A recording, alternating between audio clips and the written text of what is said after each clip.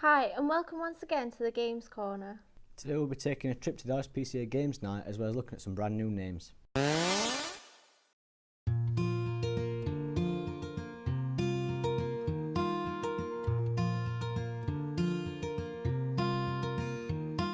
Welcome to the Sheffield RSPCA Centre where we're here participating in a charity games night. We're trying to raise money in order to care for the unwanted and abandoned pets of Sheffield.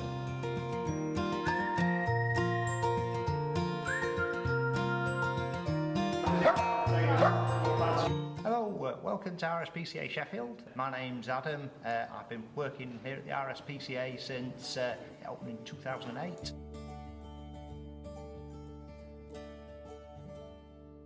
We moved into this nice brand new centre 2008 and following a grant that was awarded to us by Marjorie Coote, we built this fantastic function room that we now have attached and have available for hire, but it does spend most of its evenings sitting empty, and it's just such a wasted resource. It's heated, air conditioned and has access to fibre optic broadband.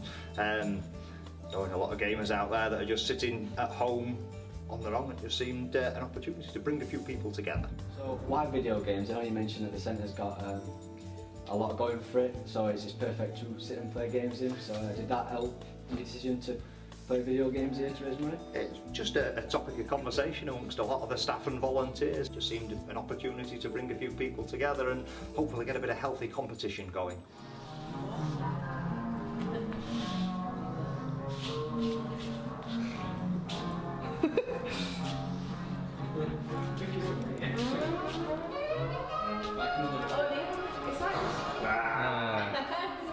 Got time behind.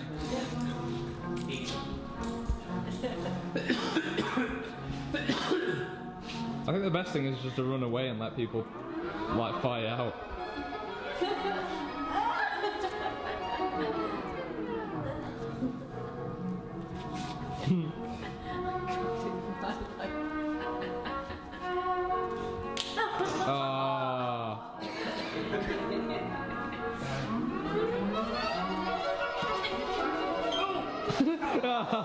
How successful have these gaming nights been? Have you seen a lot of people come in? Or? They're generally pretty small affairs at the minute, which is one of the reasons we're just eager to get the word out. So the facilities out there are fantastic.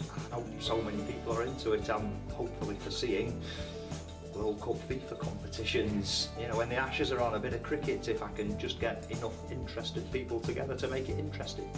Stuff, I mean, hopefully with the Games Corner we can get some extra publicity and people are coming in. That would be very much appreciated.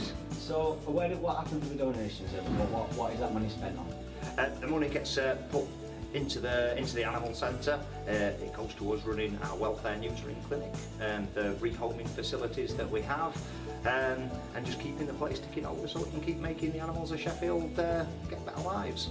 Excellent stuff. So I take it you plan on hosting these events again in the future? While ever the room stays available, the people willing to come in, as long as we're making money for the centre and not losing any, then I'm happy to keep giving my time.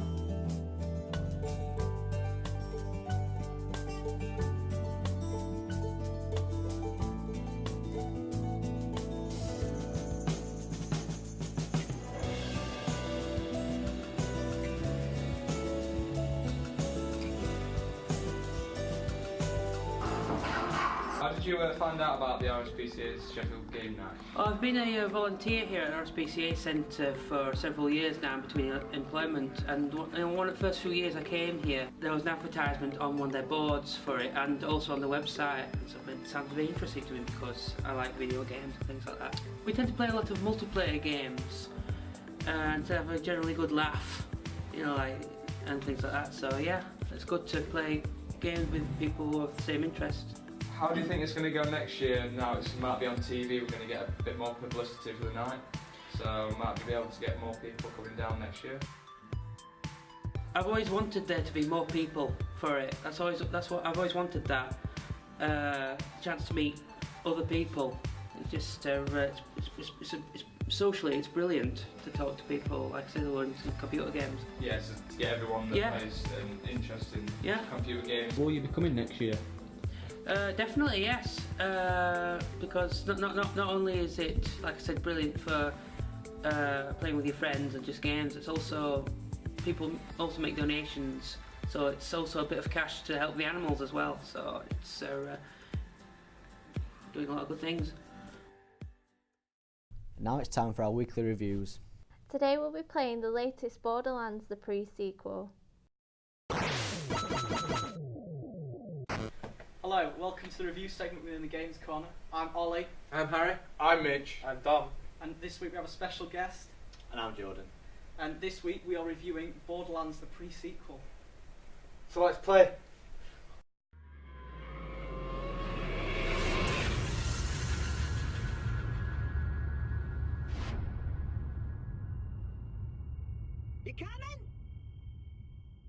So, Borderlands pre-sequel came out 17th of October, and I played the hell out of it.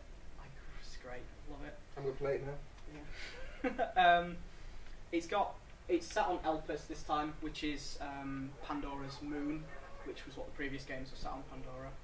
And you've got a new selection of characters. You've got Nisha, Athena, Wilhelm, and Claptrap, who all have different abilities. So is there anything else that stands out for you? Well, the game is really similar to Borderlands 2 and Borderlands 1, which for me is a positive. I love them. I love them. They're great. It's a fun game to play. They've got new elements in this that haven't been in the other ones, such as the oxygen and some of the abilities that you get. But it's fun. How does the world compare to previous ones? I mean, like, I played a ton of Borderlands and played a load of Borderlands, and I found myself when I first started 2. Some areas I weren't too fond of, like, it took me a little while to kind of break them in, so, compared to 1, I just loved all of it. I could go anywhere, travelling for quests and all sorts, I loved it, so to compare this to 1 and 2, or what do you think? Is it all enjoyable? If I'm honest, actually, I feel like it's actually quite a bit smaller. Alright. It's something that I was like, oh, is that all the areas? I've kind of done them all now, been in them all. But it's quite, all the places that you go to are quite enjoyable because of the zero gravity. It kind of makes things much more fun, and there's so much more to explore within the actual areas because you can jump up to like ridiculous heights, and there are plenty of jumping puzzles. Fair.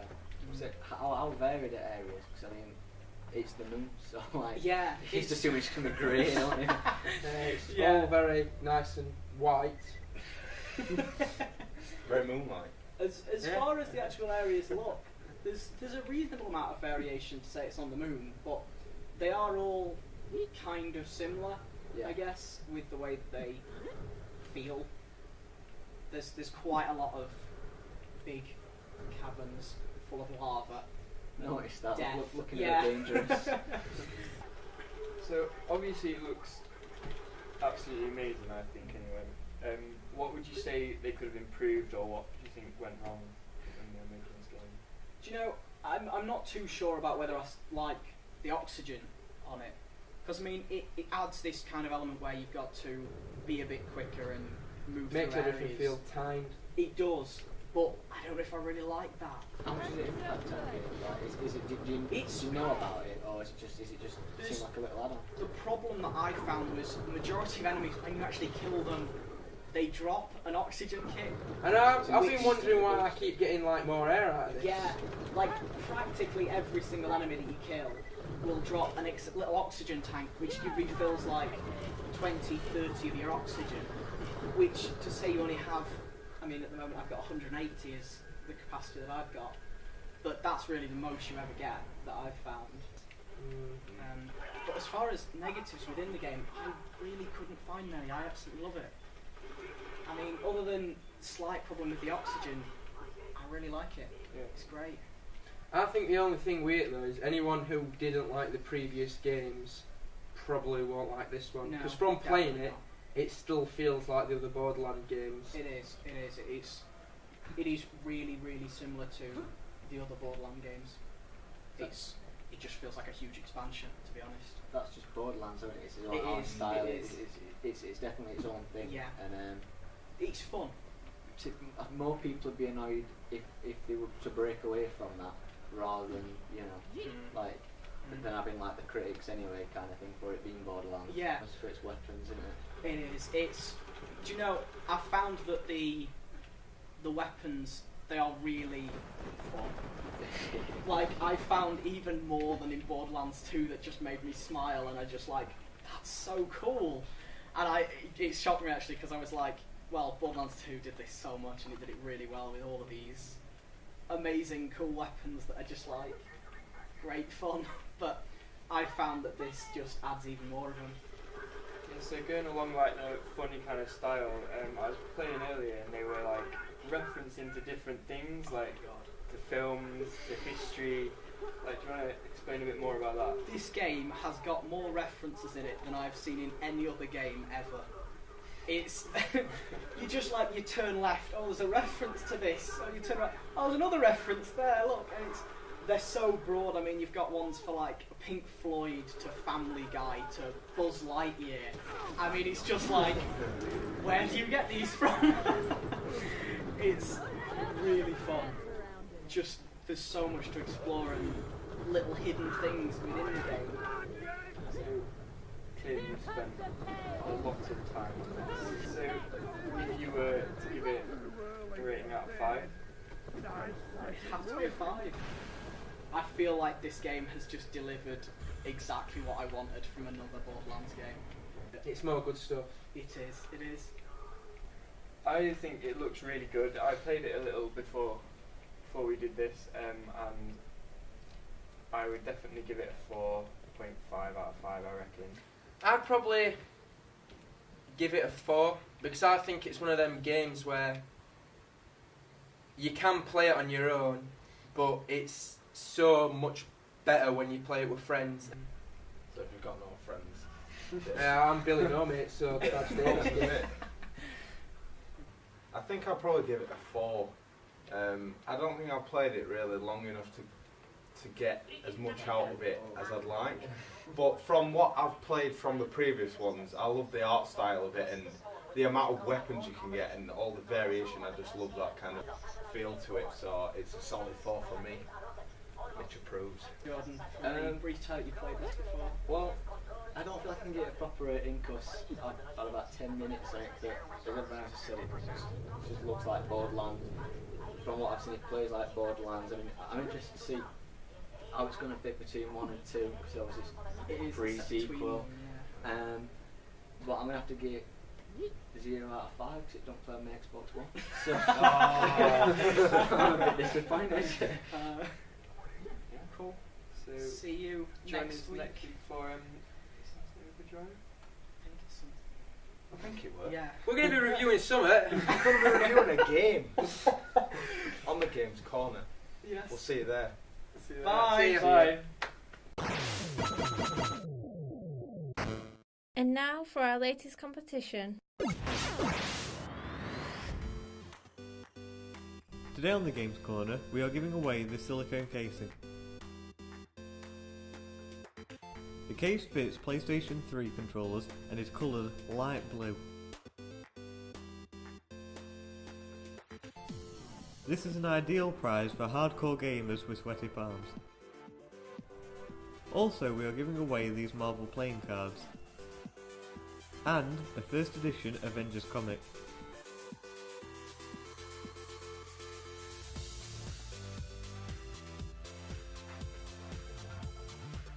To win these prizes, all you have to do is answer the following question correctly.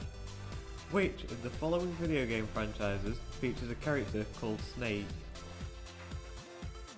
Is it A. Twisted Metal, B. Metal Gear Solid, or C. Salad Mixer Ultimate? To enter, tweet us your answer at the Games Corner, alternatively post it on our Facebook wall.